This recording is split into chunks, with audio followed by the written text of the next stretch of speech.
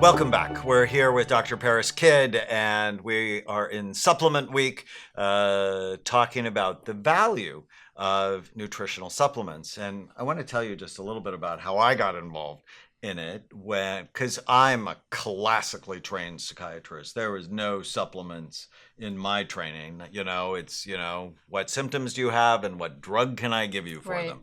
And when we started our brain imaging work in 1991, I started scanning people who I had on those medications, and some of them were awesome, and they clearly helped. And some of them were downright toxic for brain function, especially the benzos like Xanax and Valium and Ativan. Yeah. And I'm like, I'm making this person's brain look like he's an alcoholic. Right. I was not happy. And then the opiates, and I'm thinking, first do no harm. Use the least toxic, most effective treatment. And then I think one of my best gifts as a physician is I actually listen to my patients. Because so many of my patients, they said, well, they told their doctor about this supplement or that supplement, and they just dismiss them. What MD stands for, right? Minor D. Yes. And so they just dismissed them. But I think for me, I've always been good at paying attention. Yeah. And, if they went off aspartame and their arthritis went away, well, I'd try it. My arthritis went away. And then people go, well, there's no science. So I went to PubMed.com, and there's a huge body, as you said in the last one, of science around multiple vitamins, omega-3 fatty acids. Vitamin D, probiotics. Right. And so... magnesium. So that was my journey that led to BrainMD. But let's talk about some of the conditions that people might find them helpful for. You have a question? Well, I do. Because you're kicking me under the table. I'm kicking you under the table. I don't have heels on, though. I just had surgery, so I can't wear heels. Aren't you grateful? He hates when I wear pointy shoes, and I kick him under the table. This is where I get so many questions from my community as well. So I want to make sure, and I'm so happy to have you here. I want to make sure that I get these questions answered for my community as well.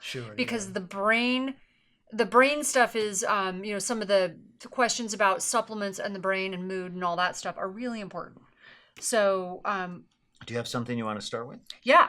So one of the questions we actually got specifically was, should people order? We have a product called Neuralink.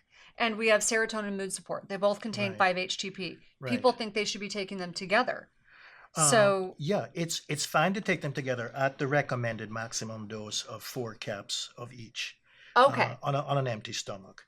That way they get 200 milligrams of 5-HTP, which is fine. Okay. The really important thing to watch there is to try not to combine them with antidepressant drugs or with MAO inhibitors.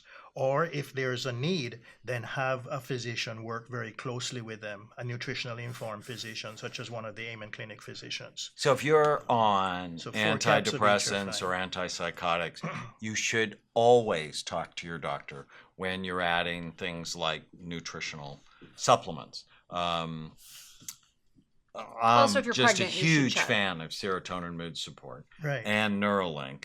Serotonin mood support has 5-HTP in it, but it also has saffron in it. And saffron, in a number of studies, has been shown to be, and these are randomized, double-blind, placebo-controlled studies, significant positive impact, not only for mood. There are studies for PMS. There's also studies for sexual function, as opposed to most SSRIs, which are negative effect on sexual function. That saffron has a positive effect on sexual function. And then a whole new group of studies you and I have talked about on memory.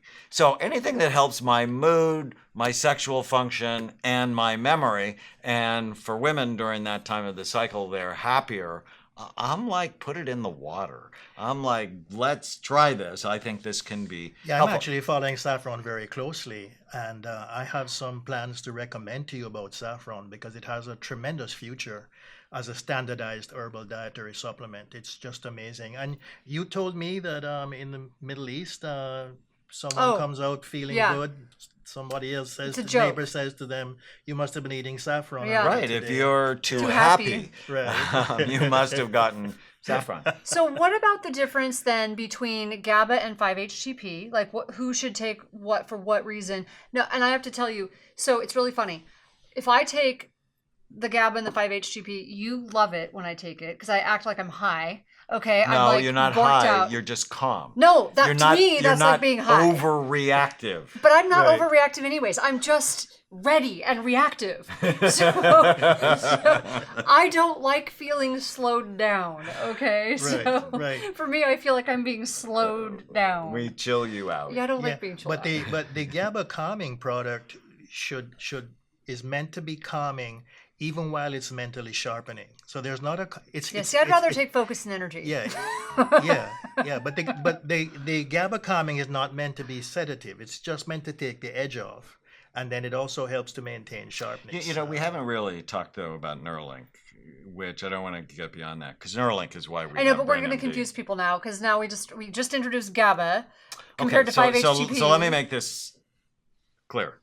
For mood, we recommend serotonin mood support if you're a worrier and you can't let go My of daughter. negative thoughts. Oh my gosh. If you do something wrong and your spouse doesn't forget it, like for 8 years. But that's all women. That's every woman. On the Serotonin. planet. Well, women, according to a study from Montreal, We make less serotonin. make 52% less, or have this 52% less serotonin Right. in their brain. So that's why generally females do better with serotonin mood support, while males may do better with SAMe. So, and here at Amen Clinics, we do brain typing, and I wrote a book on healing anxiety and depression where we subtyped it into 7 different types. So it's not all the same. That's why taking the brain health assessment, brainhealthassessment.com, it'll tell you which of the 16 types you have and what supplements. And so that when we so might GABA then recommend. is when? So GABA is for our anxious people, Okay. people who are nervous, who are shy, who they have too much going on in their brain. And we have 2 anxiety formulas really. We have GABA calming and then everyday stress. And the difference is if you're really anxious, GABA calming is the place to start. But if you're under a lot of stress, if you're raising an autistic child, if you have a boss you hate, if there's a lot of drama at home, you're under chronic stress, and everyday stress relief is awesome. It's an awesome formula. It has holy basil in it, which is an adaptogen that has been shown to decrease both adrenaline and cortisol. It has Relora in it that blocks cortisol. And it has theanine. It has a good dose of theanine. So one is anxiety, one is stress. And so if you've got a combination of these symptoms, it's okay to take more than one. Sure. Okay. You bet. Okay. So I just want to make sure. Because there's no rule. You get one thing. Yeah, So, and there so are let me issues- just tell you really fast a funny thing. My daughter, best teenager on the planet. Really hard child because she wanted world domination when she was 2. Just intense. But she's a really good kid now. When scanning her for me was really helpful because first of all, I was making her worse without realizing it. I thought she had ADD, and so I was giving her something for focus. Actually started giving her focus and energy, thinking, okay, this kid needs to focus. Like I don't know what her problem is, but she needs to focus. I made her 10 times worse. She was like just getting more like antsy, and so when we started giving her the serotonin mood support. Totally and her different kid. scan, Yeah, she's no. totally hyperfrontal. She has got Her the frontal lobes busiest worked brain way ever. too Right, hard, but her right. cerebellum was really cold, Right, really right. low in blood flow. And so we gave her coordination exercises for the cerebellum, Right. but the serotonin mood support just evened her out. The saffron in serotonin mood support is also very good for anxiety. Yeah, she's an So, anxious kid. yeah. So when And people memory, think that they which is don't good do for anything, school. like Right, I'm like, right. I would watch that. I mean, she kid, just man. finished her 9th grade and got straight A's. Oh, but I had to talk her off of a ledge because she got a B on one of her finals and she lost her mind. And I looked at her final grade in the class and it was 97%. And I'm Oh like, my gosh. why are we so freaked out? But that's the kind of kid she is. Where so- did that come from? I don't know. But anyways, my point being, if you give them the wrong, people think that they are innocuous, but they're not. Where did that come from?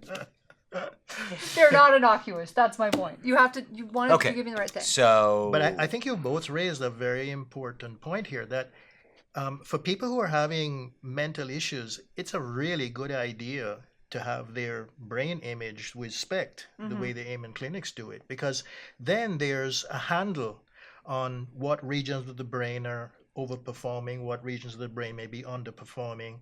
And with all of these years of experience and 120,000 sets of brain 140,000 brain scans, the Amen doctors can get a handle on how to approach it. With a comprehensive regimen that includes supplements, but may not be limited to supplements. So can you imagine a psychiatry 20, 30, 40 years from now without imaging? I can't imagine it. No. I think imaging will be central to it. I was interviewed by the BBC yesterday, and the guy went after the controversy, and it's like, well, your colleagues don't do this, and I'm like, well, can you imagine not doing this 30 years from now, right? I mean, this is the future. You have to look. If you don't look, you don't know. But the exciting thing is it doesn't mean you have to go right away to medicines that have a lot of side effects. I mean, one of the reasons I fell in love with supplements is the side effects are so few. Now, it's not no side effects, which is why you have to do it in a thoughtful way. For example, St. John's wort decreases the effectiveness of birth control pills, increases sun sensitivity. Right, but we actually don't carry St. John's. We don't because it has We have problems. far more innocuous supplements that work just as well or better than St. John's wort. Right. First, do no harm. And one of the things that I've learned with my experience is that we want to try the supplements first.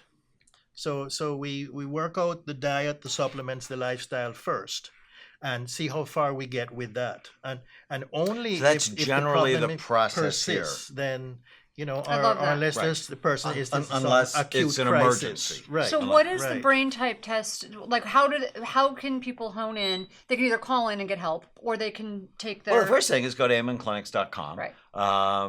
Or you can just go to brainhealthassessment.com. Right. You'll find out which of the 16 types you have. So we had a crisis last year with Tana's sister, and her mother, your stepmother, really rescued the situation. She went up to Oregon and spent time, but they were like fighting like dogs and cats. And so the first thing I did was go take the brain health assessment. And she was a type 3, which we call persistent. She just would never let go of anything, ever. Well, she gets hyper focused, and she just That's what I just said. but I mean, like the littlest things. And so on serotonin mood support, all of a sudden they started getting along with each other, and then she ran out, and they stopped not getting along. Well, it wasn't her that called to get it refilled. It was my sister.